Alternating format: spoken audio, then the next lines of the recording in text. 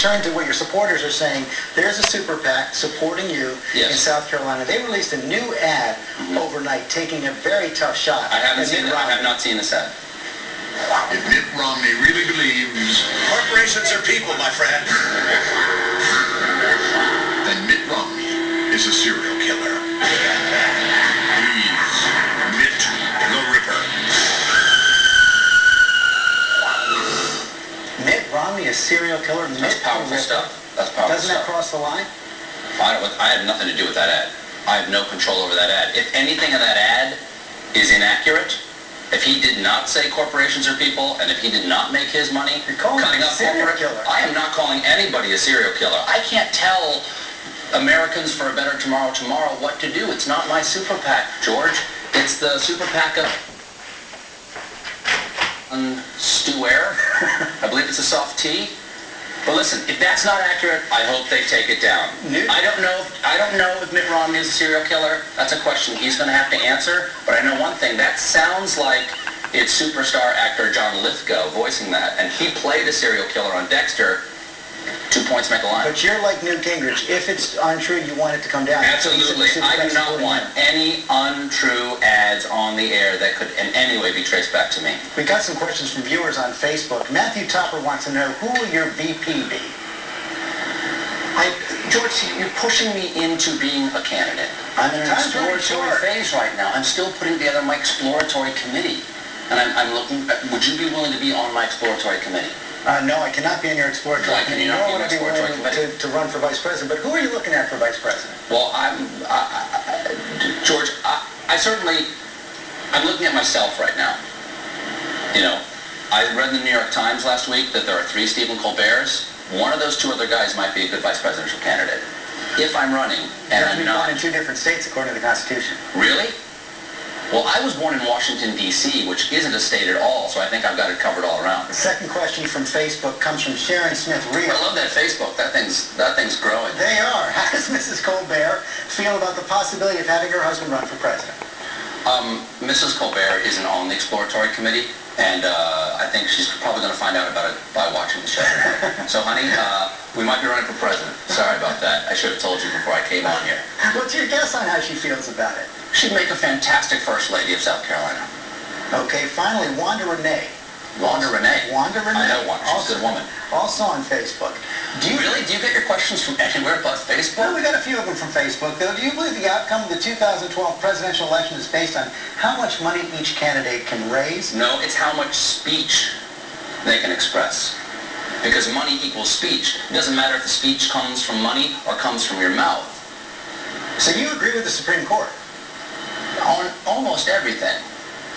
Money equals speech. Therefore, the more money you have, the more you can speak. That just stands to reason. If corporations are people, corporations should be able to speak. That's why I believe in super PACs. So you believe in super PACs? You believe they are a full expression of the First Amendment? Without doubt. Do you not, George? Do you not believe that some... Are you saying... Well, you answer one of my questions, I'll answer one of yours. Do you believe that corporations are people? I am not going to weigh in on that. I mean, we're going to have a long campaign here, but I want to know what corporations are people. You won't weigh in on whether some people are people? That seems kind of racist, George. I am going to move on because really? one of your top supporters, I bet you will. One of your top supporters got in a little hot water. Jon Stewart. You just called him Jon Stewart. He's running now. Yeah, I'm not familiar. He's running your super PAC. But listen to this, what Roger Ailes, the chairman of Fox News, said about him. He said that Stewart hates conservative views. He hates conservative thoughts. He hates conservative verbiage. He hates conservatives. He's crazy. If it wasn't polarized, he couldn't make a living. He makes a living by attacking conservatives and stirring up a liberal base against it. It's not going to help you all that much in South Carolina to have someone who, according to Roger Ailes, hates conservatives supporting you. No, Roger's a friend. We hit the steam room together a lot, and I usually do his back. I agree with Roger. I mean, that's why I am disavowing anything that Jon Stewart does that is not accurate. I believe that Jon Stewart is a loose cannon. I believe that he's a liberal. I believe that he has it in for conservatives, and that's why I think if any of these ads are inaccurate, if any of these ads cause trouble, that's Jon Stewart actually trying to undermine my exploratory committee. Because again, I don't have a super PAC anymore. That's Jon Stewart's super PAC. It's one of the reasons why it was so hard to form this exploratory committee, George. I had to give away my super PAC. That's my baby. You know how it is to give away your baby? That hurt. Now imagine if that baby also had a whole lot of money. How much harder would it make it to give away your baby? Because you might get the baby back, but it may not have the same amount of money when you gave the baby away. I'm going to try to get serious here. I don't know how much success I'm going to have here. But what difference do you hope to make with this mock campaign? It's not a campaign.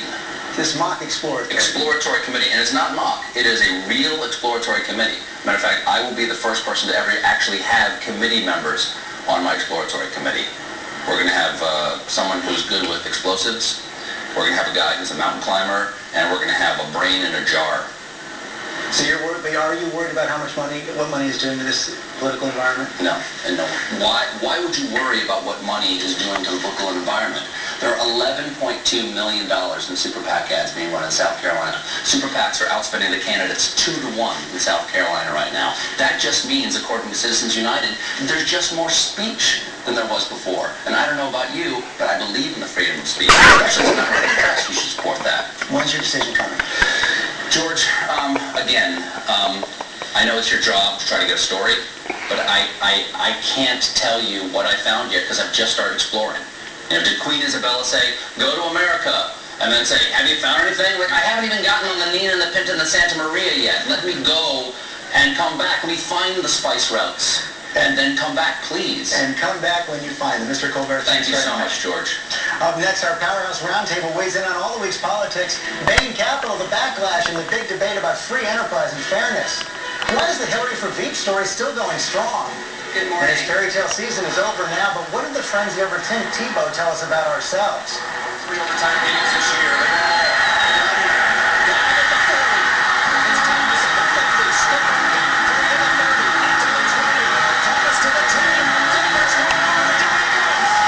This week with George Stephanopoulos.